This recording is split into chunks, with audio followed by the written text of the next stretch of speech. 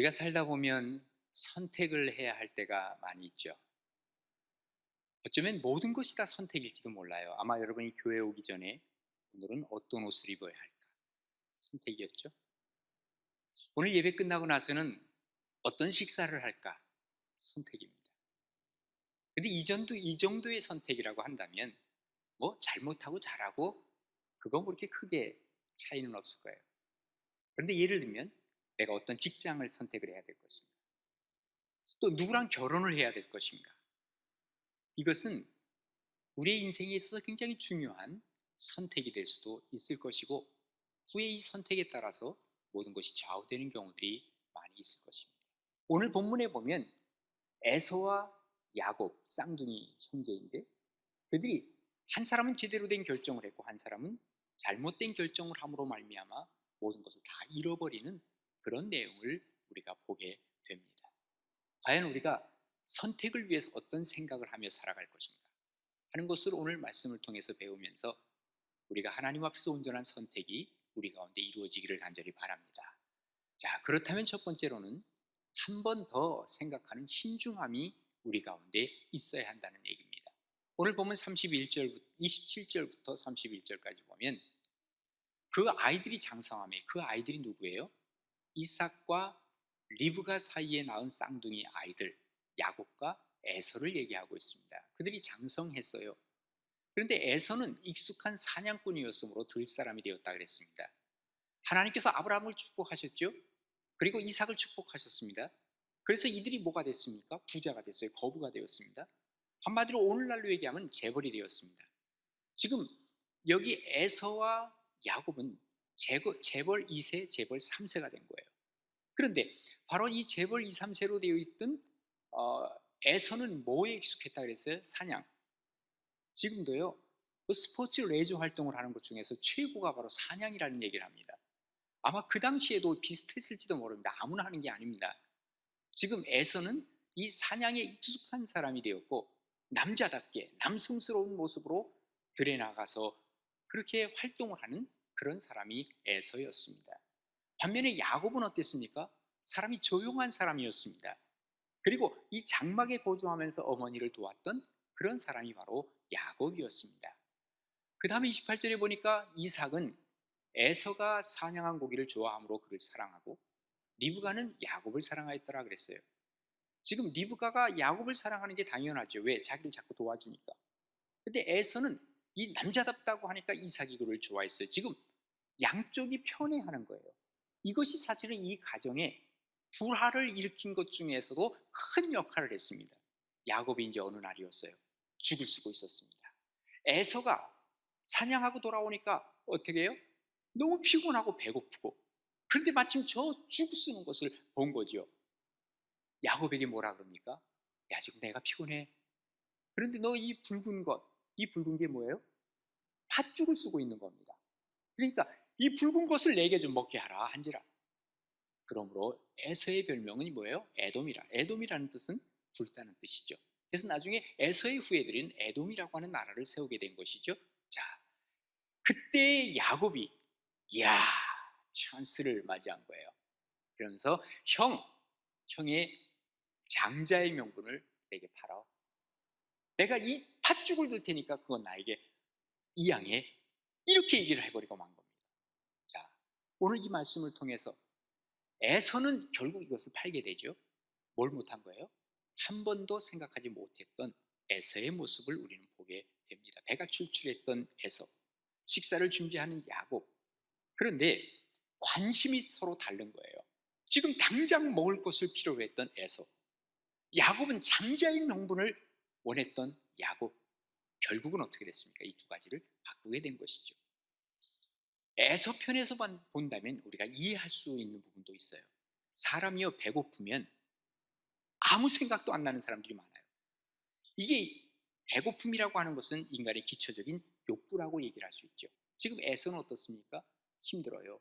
그리고 배고파요. 지쳐 있어요. 이때가 중요한 것입니다. 정신 바짝 차려야 됩니다. 이때 정신줄을 놓게 되면 누가 보고 있을까요? 마귀가 지금 쳐다보고 있는 거예요. 야, 이놈 내가 좀 한번 써먹어야 되겠다 하는 생각을 갖는 것이죠. 정말 우리가 이 먹을 것 앞에서 정말 내 정신줄을 놓게 되면 모든 것을 다 잃어버릴 수 있는 거예요. 지금 여기 에서와 야곱은 장난치는 것도 아닙니다. 자존심의 문제도 아닙니다. 이것은 인생의 정말 중요한 장자권의 문제를 놓고 서로 지금 다투고 있는 것입니다. 여러분, 영적 싸움 그러잖아요. 영적 싸움이 뭔지 아십니까? 내가 물질 줄 테니까 영적인 거 포기해. 이게 영적 싸움입니다. 영적 싸움이라고 해서 말이죠, 뭐 영의 싸움이, 사실은 물질을 영으로 바꾸는 것이 이게 영적 싸움이 되는 거예요. 여러분, 예수님이 40일 동안 금식기도 하셨어요. 배가 고팠어요. 그때 영적 싸움이 시작이 되었습니다. 마귀가 뭐라고 얘기를 합니까? 돌 가지고 떡 만들어 먹어 그랬어요.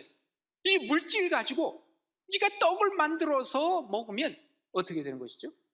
그러면 물질을 얻고 영을 포기합니다. 너 저 산꼭대기에 가서 나에게 거기 뛰어내려봐. 그리고 나에게 절해봐. 그러면 너는 세상의 모든 것 다 얻을 수 있어. 실제적으로 그 말이 틀리는 말은 아닙니다. 물질을 얻고 세상적인 것을 얻으려면 우리 주님이 얼마만큼이라도 얻을 수 있어요. 그렇게 되면 어떻게 되냐? 유대인의 왕이 될 수 있죠. 100%입니다. 그런데 주님께서는 이 물질적인 것보다도 주님께서는 영적인 것을 택하심에 주님께서 한 번 더 생각을 하신 것 아니겠어요? 지금 배고프다고.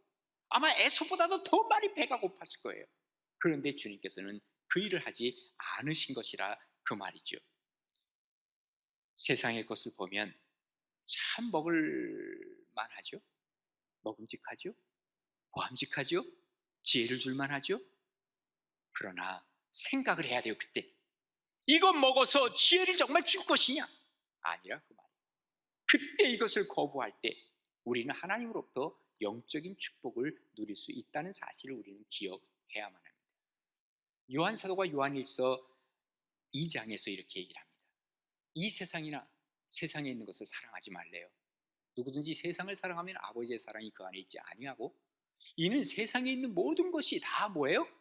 육신의 정욕, 안목의 정욕, 그리고 이생의 자랑이라 그랬어요.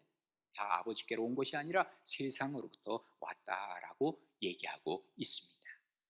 우리가 어떤 상황 속에서 특별히 극한 상황에 들어갔을 때 조심해야 됩니다. 극한 상황이 위기 상황이 될 수 있다는 거예요. 이때 우리는 위기를 당할 수 있는데, 그러기 전에 우리가 해야 할 것이 하나 있다면 위기 상황에 가기 전에 훈련되고 준비되어 있어야만 한다는 거예요. 이 준비되어 있는 게 바로 뭡니까? 우리가 하나님 앞에 기도하며 우리 주 예수 그리스도의 성품, 영적인 것을 내가 간직하는 것입니다. 이것이 훈련이 되면 어떤 상황이 위기 상황이 온다 할지라도 우리 이겨낼 수 있어요.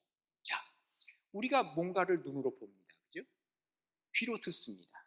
훈련이 안 된 사람은 보는 즉시로 그것을 가지고 얘기하고 그걸 가지고 행동하려고 합니다. 듣는 그대로 행동하고 말합니다. 이게 훈련되지 않은 사람의 모습이에요. 그럼 훈련되어 있는 사람은 어떠냐? 자, 눈으로 봅니다. 귀로 듣습니다. 그러면 이걸 어디로 가져가느냐 하면 생각 속으로, 머릿속으로 한 바퀴 돌리는 거예요. 그리고 나서 나오게 되면 그때부터는 이 신중한 결정 속에서 우리는 실수하지 않고 실패하지 않고 갈 수 있다는 것이죠. 그것보다 더 좋은 것은 뭐냐? 듣고 보고 한 이후에 머릿속으로 한번 굴린 다음에 어디로 가요? 우리가 가슴 속으로 다시 한번 굴리는 거예요. 그러면 뜨거운 가슴이 나와서 사람들에게 감동까지 주는 겁니다. 그때의 결정이라고 하는 것은 세상의 어떤 결정보다도 그야말로 주옥과 같은 결정을 우리는 할 수 있고, 결국 이것 때문에 내가 인생에서 성공했다, 승리했다라는 고백을 할 수 있을 때가 온다는 것입니다. 지금 에서는 배고파서 그저 생각나는 대로 결정을 했습니다. 이게 위험한 것입니다. 배고픔 자체가 죄가 될 수는 없습니다. 우리가 물질이 없다는 게 죄입니까? 아니잖아요. 그런데 중요한 것은 물질이 없고 배가 고플 때 시험에 걸릴 확률이 크다고 하는 것은 사실입니다. 그러기에 우리가 이 어려울 때를 이겨내만 합니다. 그래서 예수님도요, 너희들 시험이 없도록 기도하라 이렇게 말씀하시지 않았어요. 주기도문에 뭐라 그래요? 시험에 빠지지 않게 하옵시고 시험에 들지 않게 해달라고 그랬어요. 시험은 언제나 우리에게 찾아오는 거예요. 여기에 빠지지 않기 위해서 우리가 훈련되어지고, 그리고 다시 한번 생각하는 이 습관이 우리에게 계속 올 때 우리는 이 시험에서 이길 줄로 믿습니다.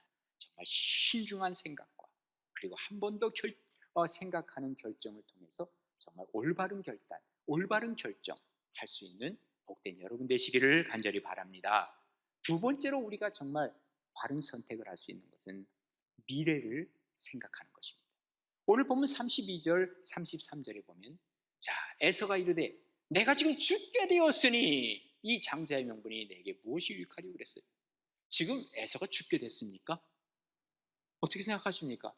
여러분, 밥 한 끼 안 잡수면 죽습니까? 아니잖아요. 근데 지금 자기를 과장하는 거예요. 우리가 가끔 이것이 문제가 될 때가 많습니다. 내가 지금 힘들어요, 어려워요. 그런데 내가 가장 힘들고 어렵다고 생각하는 거예요. 아니. 그보다 더 어려운 사람 많아요. 그거 별거 아니에요. 근데 내게 있어서는 이게 너무 힘드니까 아이고 이건 안 되겠다고 극단적 선택을 하는 사람들도 종종 있더라, 그 말이에요. 사실 따지고 보면요, 어떤 사람이 실수를 해가지고 손가락 하나가 부러졌어요. 아이고 나처럼 이렇게 손가락 하나 없어 내가 이거 이렇게 해서 인생을 어떻게 사나. 응? 그런데 어떤 사람 보니까 팔 하나가 없는데도 수영도 하고 아주 당당하게 살아가요. 이거 아무것도 아니거든. 내가 아무리 어렵고 힘들어도 내가 최악이다, 나보다 더 힘든 사람 없다. 여러분, 이런 생각이 우리를 힘들게 만들어요. 사실은 그보다 더 힘들고 어려운 상황이 얼마나 많은데요. 지금 내가 죽게 되었다. 뭐가 죽게 돼요 지금? 한 끼 뭐 안 먹는다고 죽느냐고요. 그런데 에서는 그렇게 생각했습니다. 내가 죽게 되었으니 이 장자의 명분이 내게 무엇이 유익하리요? 야곱이 뭐라 그럽니까? 33절에 보면 야곱이 이르되 오늘 내게 맹세하라. 에서가 맹세하고 장자의 명분을 야곱에게 팔아버렸다, 그 말이에요. 그러니까 지금 미래를 생각하지 못했던 에서, 그리고 미래를 준비했던 야곱, 완전히 극명하게 다르게 되었다는 것을 우리가 보게 되는 게, 아무리 힘들고 어려워도 지킬 건 지켜야죠. 우리가 조금만 힘들면, 기분 나쁘면 막 말이 입에서 막 나오잖아요. 예? 이거 뭔가 미래를 약속하지 못하는 사람의 모습 아닙니까? 이게 얼마나 위험합니까? 에서는 지금 팥죽 한 그릇의 미래를 버리고 말았습니다. 왜? 그에게는 비전, 미래, 꿈이 없기 때문에. 예? 내일이 있는 사람은 어떻습니까? 오늘을 잘 참고 견디는 거 아니에요? 그래야 내일에 대한 발전이 있죠. 인간과 동물이 다른 게 뭐예요? 동물은요, 수백 년 전, 수천 년 전에 있었던 동물이 지금도 똑같이 먹고 자고 활동합니다. 그 이상 아무것도 없습니다. 인간이 다른 건 뭐예요? 100년 전, 200년 전하고 지금하고 발전이 있는 거예요. 뭐 때문에? 미래에 대한 생각이 우리에게 있기 때문 아닐까요? 바로 그것입니다. 오늘보다 내일에 대한 희망을 가져야 발전이 있는 거예요. 우리 그리스도인이 바로 그런 사람들이에요. 왜? 우리는 저 멀리 있는 천국, 그 천국을 소망하는 사람들이 우리 그리스도인들 아닙니까? 그래서 발전이 있는 거예요. 사도 바울은 로마서 8장 18절에 뭐라고 얘기를 합니까? 생각하건대 현재의 고난은 장차 우리에게 나타날 영광과 비교할 수 없다. 나는 앞으로 있을 이 영광을 향해서 달려간다라고 하는 얘기를 그는 하고 있는 것입니다. 하나님이 주실 미래의 찬란한 영광, 이 영광을 팥죽 한 그릇에 바꿔서야 되겠냐, 그 말이에요. 이것은 미래에 어떤 일이 일어날지 몰라서 그러는 것 아닙니까? 우리가 현재의 삶이 중요하지만, 그러나 앞으로 내일 어떤 일이 벌어질까, 오늘보다 더 귀한 날들로 만들어가는 것이 우리 사람의 사명이기도 하는 것이죠. 왜 우리가 자유를 보호하자는지 아십니까? 우리가 살 때까지 어느 정도는 살 수 있습니다만 우리 후손들에게 이것을 물려줘야 할 세상이거든요. 그래서 우리는 자연 보호를 해야 한다는 얘기를 하고, 미래에 쓸 것을 남겨놓자라고 하는 얘기입니다. 쉽게 얘기해서 우리가 종자를 남겨놔야 돼요. 여러분, 곡식이나 이런 것을 거두어들이잖아요. 그러면 이 거두어들인 거 싹 먹어 치웁니까? 그러면 내년에 농사 어떻게 지어요? 종자를 남겨놔야 돼요. 최소한 아무리 먹을 것이 없어도 종자는 남겨놔야 돼요. 그래야 내년에 먹잖아요. 여러분 11조의 개념도 사실은 이런 개념입니다. 하나님께서 우리에게 10분의 9를 쓰라고 하셨고 10분의 1은 남기라 그랬어요. 하나님이 먹을 것 없어서 천만의 말씀, 이것은 종자입니다. 그래서 이 11조를 통해서 하나님께서 물질의 복을 주시겠다고 한 하나님의 약속의 말씀이죠. 이 종자까지 다 먹어버리니까 매일 물질 때문에 허덕이는 거예요. 될 것 같은데 안 되는 거예요. 이게 바로 우리를 힘들게 만드는 거예요. 왜? 안 보이는 거거든. 종자 이거 뭐 먹어보나 안 보나 내년에 뭐 어떻게 될지 내일은 안 보이는 거예요. 내일을 볼 수 있는 안목이 있는 사람이 비전이 있는 사람이라고 얘기할 수 있는 것이죠. 미래가 있는 사람은요, 지금 현실에서 준비합니다. 요셉이 그랬죠. 지금 현재 풍요롭다고 해서 무조건 다 먹어치우는 게 아니에요. 앞으로 올 7년의 기근을 준비하는 것이죠. 이런 사람들이 사실은 미래를 준비하는 사람이라고 얘기할 수 있는 것이죠. 에서 내일의 비전이 없습니다. 어쩌면 믿음이 없다는 거예요. 장자권 그에게는 의미가 없습니다. 결국 어떻게 되었습니까? 에서의 후예들은요, 나중에 그 에돔이라고 하는 나라가 있었지만 주변 국가가 됐어요. 그러나 야곱은 장자권을 얻었기에 그는 이스라엘이라고 하는 나라 중심 국가가 되었다는 사실을 우리는 기억해야만 합니다. 지속적인 리더십은요, 내일을 준비하는, 내일을 생각하는 사람이 진정한 리더십입니다. 요즘 이제 한 100일 정도 지나고 나면 대통령 선거하죠. 정말 미래를 생각하는 지도자인가? 아니면 지금 표 하나 얻기 위해서 모든 것을 다 여기다 걸고 있는가? 이것은 에서이냐 야곱이냐를 우리가 결단해야 할 그러한 시간이 다가오고 있다는 것입니다. 하나님 앞에서 얼만큼 비전을 가지고 결단하느냐, 내일에 대한 소망이 얼만큼 있느냐, 하나님 앞에서 이 소망을 가지고 잘 결단해서 하나님이 주시는 복된 자리에서 선택할 수 있는 선택의 역사가 여러분에게도 임하기를 간절히 바랍니다. 마지막 세 번째는요, 영적인 것을 생각할 수 있어야만 합니다. 자, 오늘 보면 34절입니다. 야곱이 떡과 팥죽을 에서에게 주었어요. 자, 에서가 먹으면서 마시면서 일어나 갔어요. 에서가 장자의 명분을 가볍게 여겼다 그랬어요. 자, 지금 야곱과 에서는 서로 갖고 있는 게 있어요. 야곱은 팥죽을 갖고 있고 에서는 뭘 갖고 있어요? 장자권을 갖고 있어요. 서로 바꾸자고 말입니다. 지금 팥죽은 당장 눈에 보이는 거예요. 그런데 장자권은 지금 눈에 보이지 않는 거예요. 여러분 같으면 어떤 것을 선택하려고 하십니까? 지금 에서는 미래보다는 현재를 택했습니다. 보이지 않는 것보다 보이는 것을 택했습니다. 그리고 더 중요한 게 뭐냐면 영적인 것을 택하지 못하고 지금 물질적인 세속적인 것을 그는 택했습니다. 이게 잘못 선택한 것이고 뭉뚱그려서 얘기를 한다 그러면 뭐예요? 영적인 유익을 전혀 고려하지 않았다는 거예요. 자, 그렇다면 우리가 선택하는데 중요한 부분이 하나 있다면 그게 뭘까요? 이게 바로 영적인가 아닌가? 영에 도움이 되는가? 도움이 되지 못하는가? 해놓으면 버릴 수 있고 영적인 성장에 도움이 되면 붙잡을 수 있어야 우리는 옳은 선택을 했다라고 얘기를 할 거예요. 에서를 얘기하면서 에이 바보 같은 에서, 어쩌면 그것을 그렇게 팥죽 한 그릇에 팔아먹냐? 여러분 다들 그 생각할 겁니다. 그러나 우리는 어떻습니까? 여러분 우리는 물질적인 걸 택합니까? 영적인 걸 택합니까? 한번 잘 생각을 해보세요. 자, 직장이 두 군데가 나왔어요. 한 군데는 월급이 이쪽보다 반밖에 안 돼. 그런데 주일 성수 잘할 수 있고 신앙생활 잘할 수 있는 곳이에요. 근데 이쪽은 월급이 2배나 되는데 주일 성수 못할 곳이에요. 어딜 택하려고 하십니까? 여러분 자녀들에게 어딜 택하라고 얘기하려고 하십니까? 답이 나오는데도 불구하고 그 답대로 가려고 안 하잖아요. 우리가 영적인 것을 생각하지 못했던 에서가 그냥 에서가 되는 게 아닙니다. 나도 모르게 이 에서의 선택을 하는 경우들이 얼마나 많이 있는가 그 말입니다. 예, 이 세상 살면서 물질이 필요 없다는 거 아니에요. 물질도 중요합니다. 삶 속에서 정말 필요 불가결한 것이 이 물질입니다. 그래서 예수님도요, 말씀 들으러 온 사람들에게 어떻게 했어요?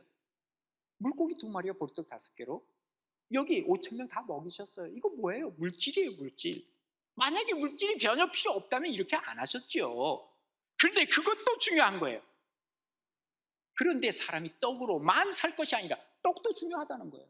그러나 떡 가지고만 살 수 없다. 하나님의 말씀을 통해서 우리가 살 수 있다는 것, 영적인 것에 만족을 줘야 된다는 것을 말씀해 주고 있는 거예요. 그래서 고린도후서 4장 18절에 뭐라 그럽니까? 우리가 주목하는 것은 보이는 것이 아니라 그랬어요. 보이지 않는 것이라 그랬어요. 보이는 것은 잠깐이요, 보이지 않는 것은 영원하다 그랬어요. 어떤 것을 선택하시려고 하십니까? 여러분, 공산주의가 뭐예요? 공산주의는 물질에 의해서 물질 중심의 가치관을 갖고 있죠. 그래서 유물사관이라고 그러잖아요. 물질로 모든 것들을 다 재단할 수 있다는 생각을 갖고 있는 거예요. 결국은 어떻게 됩니까? 물질이 정신을 지배할 수 있다는 이 생각은 결국 망하고 말았습니다. 얼마 못 가는 겁니다. 우리 주님은 거꾸로 얘기하십니다. 내가 영혼이 먼저 잘 돼야 돼.